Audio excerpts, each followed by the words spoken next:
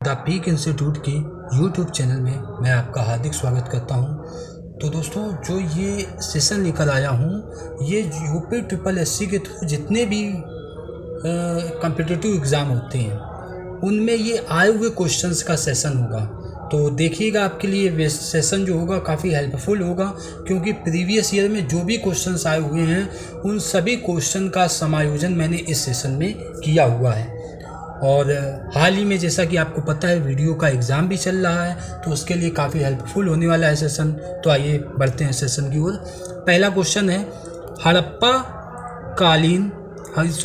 काल का इनमें से कौन सा नगर 3 भागों में विभाजित था। हड़प्पा काल का इनमें से कौन सा नगर 3 भागों में विभाजित था। तो इसका जो राइट आंसर हो जाएगा वो हो जाएगा धोलावीरा। कौन सा हो जाएगा? धोलावीरा, यानी ऑप्शन नंबर 4 इसका क्या हो जाएगा? करेक्ट आंसर हो जाएगा। धोलावीरा जो है ये गुजरात राज्य में स्थित है। तो ये एक्स्ट्रा जानकारी भी आपको याद रखनी चाहिए। अगले क्वेश्चन की ओर बढ़ते हैं। मोहनजोदड़ो शब्द का अर्थ क्या है? मोहनजोदड़ो शब्द का अर्थ क्या है? तो इसे हम क्या कहते हैं? माउंड ऑफ द डेड, यानी मृतकों का टीला कहा जाता है। और ये वीडियो एग्जाम में पूछा भी जा चुका है 2018 की फर्स्ट शिफ्ट में। अगला क्वेश्चन है, सिंधु घाटी सभ्यता के बारे में इनमें से कौन सा कथन सत्य है? सिंधु घाटी सभ्यता के बारे में इनमें से कौन सा कथन सत्य है? पहला, सिंधु लोग कपास का उत्पादन करने वाले पहले थे। दूसरा, उन्होंने लकड़ी के बक्से में अनाज भंडारित किया। तीसरा, सिंधु घाटी सभ्यता पंजाब, सिंध, बलूचिस्तान, गुजरात, राजस्थान और पश्चिम बंगाल के कुछ हिस्सों को कवर करती है। ऑप्शन 4, सिंधु लोग कुत्तों, बिल्लियों और घोड़ों को बड़े पैमाने पर पालते थे। तो इसका जो राइट आंसर हो जाएगा वो ऑप्शन नंबर 1, यानी सिंधु लोग कपास का उत्पादन करने वाले पहले थे। सिंधु लोग कपास का उत्पादन करने वाले पहले थे। 4th क्वेश्चन की ओर बढ़ते हैं। हड़प्पा सभ्यता के एक हिस्से लोथल की खुदाई की खोज किसने की थी? तो हड़प्पा सभ्यता के एक हिस्से लोथल की खुदाई किसने की थी? तो इसका जो राइट आंसर हो जाएगा SR राव। क्या हो जाएगा? SR राव के द्वारा ये खुदाई की गई थी। अगले क्वेश्चन की ओर बढ़ते हैं। अगला क्वेश्चन है, सिंधु सभ्यता में घोड़े की अस्थियों का अवशेष कहाँ मिला? सिंधु सभ्यता में घोड़े के अस्थियों का अवशेष कहाँ मिला? तो इसका जो राइट आंसर हो जाएगा वो सुरकोटदा में मिला। कहाँ मिला? सुरकोटदा, यानी डी ऑप्शन हो जाएगा इसका राइट आंसर। अगले क्वेश्चन की ओर बढ़ते हैं। क्वेश्चन नंबर 6 क्या है? निम्न में से कौन सा सिंधु घाटी सभ्यता से संबंधित स्थल नहीं है? तो आप लोगों को पता होगा कि कौन सा सिंधु घाटी सभ्यता से संबंधित नहीं है। कालीबंगा ये संबंधित है, रोपड़ संबंधित है, लोथल संबंधित है, जबकि जो पाटलिपुत्र है ये संबंधित नहीं है। तो 6 का C करेक्ट आंसर होगा। 7 क्वेश्चन की ओर बढ़ते हैं। उपनयन समारोह से क्या तात्पर्य है? क्या कहते हैं उपनयन समारोह क्या होता है? तो उपनयन समारोह की अगर हम बात करें तो उपनयन संस्कार को यज्ञोपवीत संस्कार के नाम से भी जाना जाता है। और ये क्या होता था? ये बच्चे को पवित्र जनेऊ धारण कराया जाता था। बच्चे को क्या कराया जाता? पवित्र जनेऊ धारण, यानी इसका जो राइट आंसर हो जाएगा ऑप्शन नंबर C इसका करेक्ट आंसर होगा। 8 नंबर क्वेश्चन की ओर बढ़ते हैं। 8 नंबर क्वेश्चन, सत्यमेव जयते महावाक्य कहाँ से लिया गया है, यानी उद्गृत है? तो सत्यमेव जयते जो है ये मुंडक उपनिषद से लिया गया है, यानी C ऑप्शन क्या हो जाएगा? राइट आंसर हो जाएगा। क्वेश्चन नंबर 9 की ओर बढ़ते हैं। वेदों के गद्य प्रकरण क्या कहलाते हैं? तो जो वेदों के गद्य प्रकरण हैं वो ब्राह्मण कहलाते हैं। B इसका राइट आंसर हो जाएगा। अगले क्वेश्चन की ओर बढ़ते हैं। निम्नलिखित में से कौन सा ज्ञान के सिद्धांत पर बल देता है? कौन सा ज्ञान के सिद्धांत पर बल देता है। तो कौन सा बल देता है? तो इसका जो राइट आंसर हो जाएगा उपनिषद। ऑप्शन नंबर डी इसका राइट आंसर हो जाएगा। अगले क्वेश्चन की ओर बढ़ते हैं। क्वेश्चन नंबर 11, ऋग्वेद में निम्नलिखित में से किस देवता की सर्वाधिक महत्ता का वर्णन है? तो किस देवता की सर्वाधिक महत्ता का वर्णन है? तो इसका जो राइट आंसर हो जाएगा इंद्र। इंद्र देवता की सर्वाधिक महत्ता का इसमें वर्णन किया गया है। डी इसका हो जाएगा राइट आंसर। अगले क्वेश्चन की ओर बढ़ते हैं। प्राचीनतम वेद कौन सा है? तो आप लोगों को पता होगा सबसे प्राचीनतम वेद जो है वो ऋग्वेद है। सबसे प्राचीनतम वेद कौन सा है? ऋग्वेद सबसे प्राचीनतम वेद है। अगले क्वेश्चन की ओर बढ़ते हैं। क्वेश्चन नंबर 13, निम्नलिखित में से किस भारतीय पुरातन ग्रंथ में अपराध और अपराधी का जिक्र आता है? तो जो इसका राइट आंसर हो जाएगा ऑप्शन नंबर डी, क्योंकि अर्थशास्त्र में भी जिक्र होता है, मनु स्मृति में भी जिक्र होता है और न्याय मीमांसा में भी इसका जिक्र किया गया है। क्वेश्चन नंबर 14 की ओर बढ़ते हैं। शतपथ ब्राह्मण और तैत्तिरीय ब्राह्मण डॉट के ब्राह्मण मूल पाठ हैं। किसके हैं? यजुर्वेद के। तो इसका जो राइट आंसर हो जाएगा वो क्या हो जाएगा? यजुर्वेद। अगला क्वेश्चन, क्वेश्चन नंबर 15 क्या है? ऋग्वेद में निहित गायत्री मंत्र किस देवता को समर्पित है?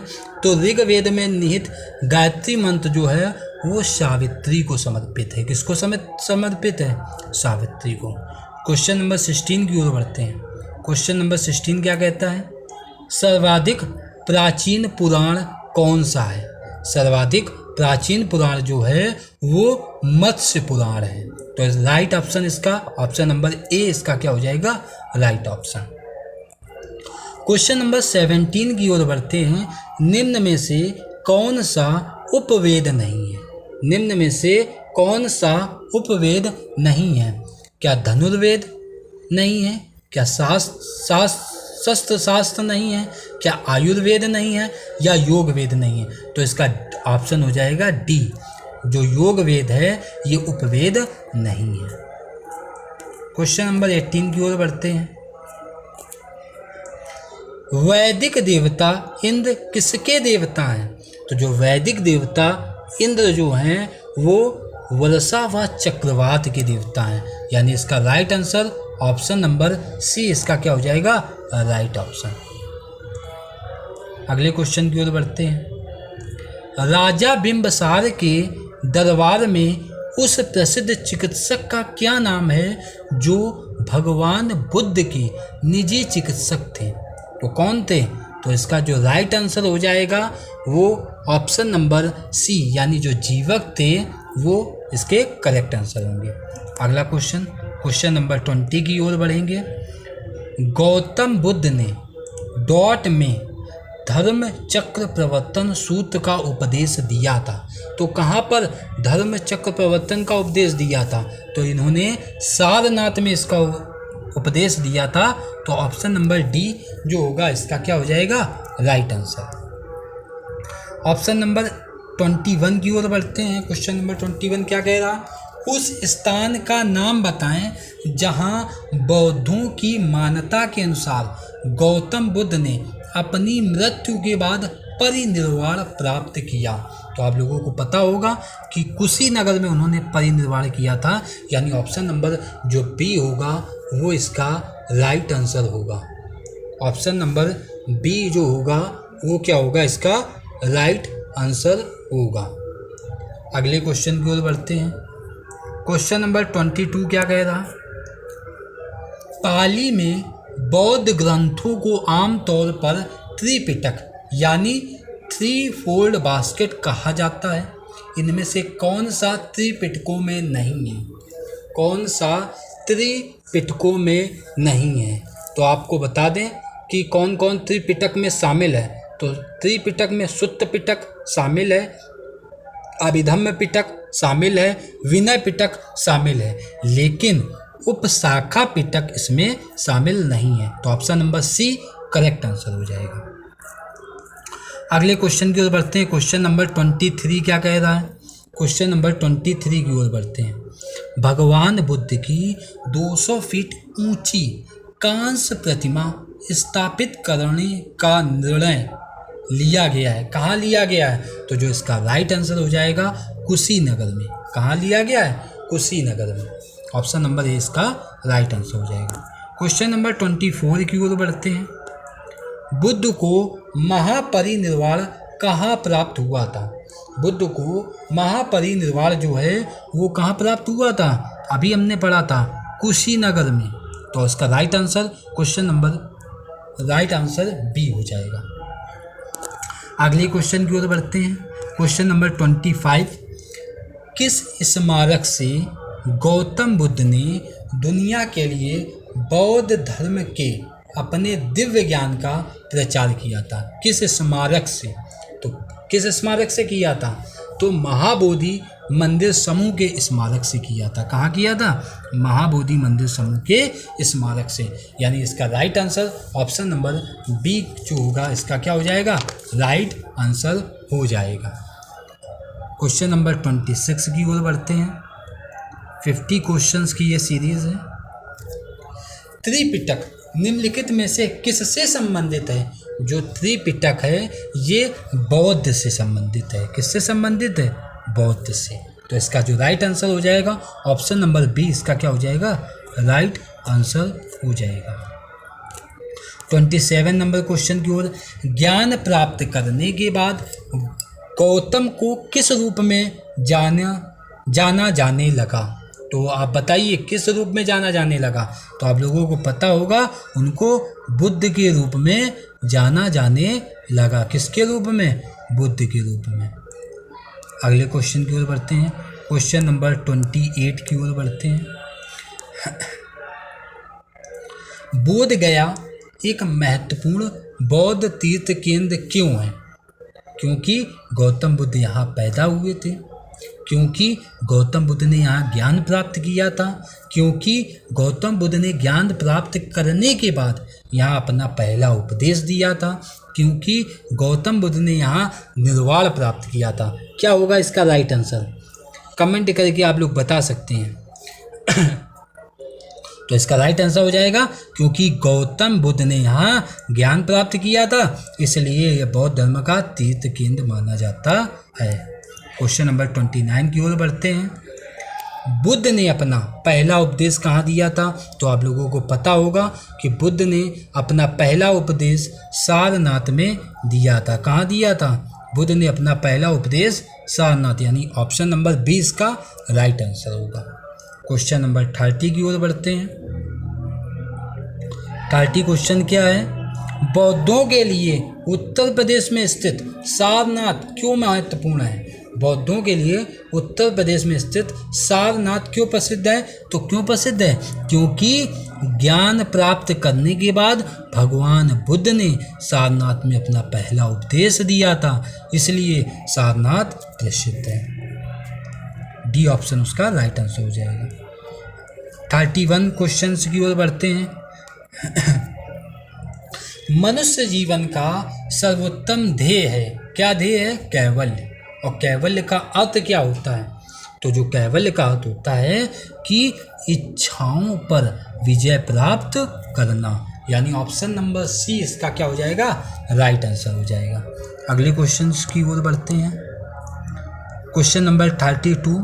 24वें जैन तीर्थंकर या अंतिम तीर्थंकर थे? तो जो 24वें जैन तीर्थंकर थे आप लोगों को पता होगा वो कौन थे? महावीर। और जबकि पहले की अगर हम बात करें तो जो ऋषभदेव थे ये पहले जैन तीर्थंकर थे। अगला क्वेश्चन नंबर 33। अभी हमने पढ़ा पहले जिन जैन तीर्थंकर कौन थे? तो पहले जिन जैन तीर्थंकर ऋषभदेव जी थे। अगला क्वेश्चन नंबर 34। जैन धर्म में 3 रत्न यानी त्रिरत्न दिए जाते हैं और उन्हें निर्वाण का मार्ग कहा जाता है। वे क्या हैं? जिन्हें निर्वाण का मार्ग कहा जाता है वो क्या हैं? तो वे हैं सही विश्वास, सही ज्ञान, सही आचरण। यानी सम्यक दर्शन, सम्यक ज्ञान, सम्यक आचरण। अगला क्वेश्चन, क्वेश्चन नंबर 35 की ओर बढ़ते हैं। अशोक का सिंह चतुर्मुख स्तंभ शीर्ष डॉट में एक स्तंभ पर था। कहाँ पर था बताइए। क्वेश्चन नंबर 35, तो ये कहाँ पर था? तो इसका right answer option number D, Sarnath में था। तो जितने भी मैंने अभी तक आपको क्वेश्चन बताए हुए हैं, ये आप देख रहे होंगे कि ये UPSSC किसी ना किसी परीक्षा में आए हुए हैं। तो इसलिए इस सेशन को अगर आपको अच्छा लगे तो इसको लाइक, सब्सक्राइब और शेयर करना ना भूलें। क्वेश्चन नंबर 36 की ओर बढ़ते हैं। चंद्रगुप्त मौर्य के इस प्रसिद्ध राजनीतिक सलाहकार को निम्नलिखित सभी नामों से जाना जाता है। इसके अलावा देखिए, जो चंद्रगुप्त मौर्य थे उनका जो प्रसिद्ध राजनीतिक सलाहकार कौन थे? चाणक्य। उनको चाणक्य भी कहा जाता था, उनको कौटिल्य भी कहा जाता था, उनको विष्णुगुप्त भी कहा जाता था, लेकिन उनको समुद्रगुप्त नहीं कहा जाता था। तो इसका जो राइट आंसर हो जाएगा ऑप्शन नंबर डी, समुद्रगुप्त नहीं कहा जाता था। क्वेश्चन नंबर 37, अशोक के प्रधान शिलालेखों में सबसे बड़ा शिलालेख जो है वो 13वां शिलालेख है। यानी जो इसका राइट आंसर हो जाएगा वो ऑप्शन नंबर सी, इसका क्या हो जाएगा? करेक्ट आंसर हो जाएगा। 38 क्वेश्चन की ओर बढ़ते हैं। अशोक के आक्रमण के दौरान कलिंग की राजधानी कौन सी थी? अशोक के आक्रमण के दौरान जो कलिंग की राजधानी थी वो कौन सी थी? तो वो तोसली थी। क्या थी? तोसली। यानी ऑप्शन नंबर डी इसका करेक्ट आंसर हो जाएगा। ऑप्शन नंबर 39 की ओर बढ़ते हैं। देव नाम प्रिय नाम किसे दिया गया था? देव नाम प्रिय नाम किसे दिया गया था? तो जो देव नाम प्रिय नाम है वो अशोक को दिया गया था। इसका राइट आंसर क्या हो जाएगा? बी। किसको दिया गया था? अशोक को दिया गया था। अगले क्वेश्चन की ओर बढ़ते हैं। क्वेश्चन नंबर 40 की ओर। सम्राट अशोक का कौन सा शिलालेख कलिंग पर उनके विजय का उल्लेख करता है? तो इसका आप आंसर कमेंट करके जरूर बताइएगा कि सम्राट अशोक का कौन सा शिलालेख कलिंग पर उनके विजय का उल्लेख करता है। तो 41 का जो राइट आंसर हो जाएगा वो ऑप्शन नंबर डी, यानी 13वां शिलालेख जो है वो कलिंग विजय का उल्लेख करता है। अगला क्वेश्चन, क्वेश्चन नंबर 42, अशोक के कौन से शिलालेख में ब्राह्मी लिपि का प्रयोग नहीं किया गया था? अशोक के कौन से शिलालेख में ब्राह्मी लिपि का प्रयोग नहीं किया गया था? तो कौन सा हो जाएगा? सहबाजगढ़ी। जो सहबाजगढ़ी शिलालेख है इसमें ब्राह्मी लिपि का प्रयोग नहीं किया गया। क्वेश्चन नंबर 43, निम्नलिखित में से मौर्य कला का सर्वोत्तम प्रतिमान कौन सा है? निम्न में से मौर्य कला का सर्वोत्तम प्रतिमान कौन सा है? तो क्वेश्चन नंबर 43 का जो राइट आंसर हो जाएगा वो स्तंभ हो जाएगा। क्या हो जाएगा? स्तंभ। क्वेश्चन नंबर 44 की ओर बढ़ते हैं। क्वेश्चन नंबर 44, निम्नलिखित में से कौन सा अशोक के साम्राज्याधीन नहीं था? कौन अशोक के साम्राज्याधीन नहीं था? तो जो कामरूप था ये अशोक के साम्राज्याधीन नहीं था। तो डी ऑप्शन इसका क्या हो जाएगा? राइट आंसर हो जाएगा। अगला क्वेश्चन क्या है? वृहद सांची स्तूप किस काल से संबंधित है? तो जो वृहद सांची स्तूप है वो मौर्य काल से संबंधित है। यानी इसका जो राइट आंसर हो जाएगा ऑप्शन नंबर डी इसका राइट आंसर हो जाएगा। क्वेश्चन नंबर 46 की ओर बढ़ते हैं। क्वेश्चन नंबर 46 क्या है? योग दर्शन के प्रवर्तक कौन थे? योग दर्शन के प्रवर्तक कौन थे? तो आप लोगों को पता होगा महर्षि पतंजलि ये योग दर्शन के प्रवर्तक थे। अगला क्वेश्चन, क्वेश्चन नंबर 47 बड़ा क्वेश्चन है, ध्यान दीजिएगा इस क्वेश्चन को। दी गई तो पुष्यमित्र ने ये जानकारी के हिसाब से हमें राजवंश को पहचानना है। पुष्यमित्र ने इस वंश की स्थापना की। उनके प्रभुत्व दक्षिण में नर्मदा नदी तक फैले थे और पाटलिपुत्र, अयोध्या और विदिशा के शहर शामिल थे। उन्होंने 2 अश्वमेध बलिदान किए। उन्होंने बैक्ट्रियन राजा डेमेट्रियस को भी हराया।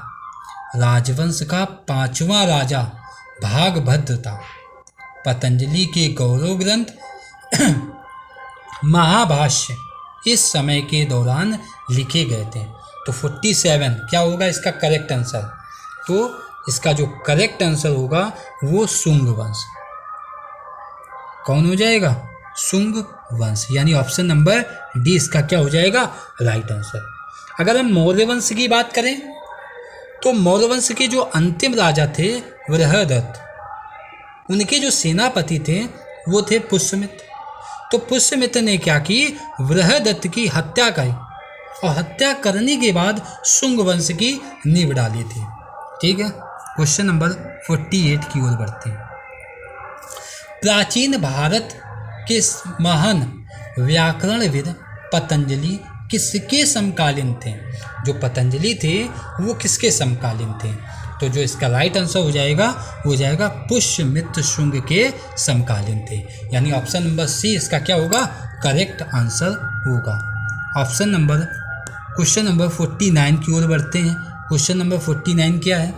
कनिष्क प्रथम ने शासन काल के दौरान कौन सा प्रसिद्ध आयुर्वेद विद्वान रहता था?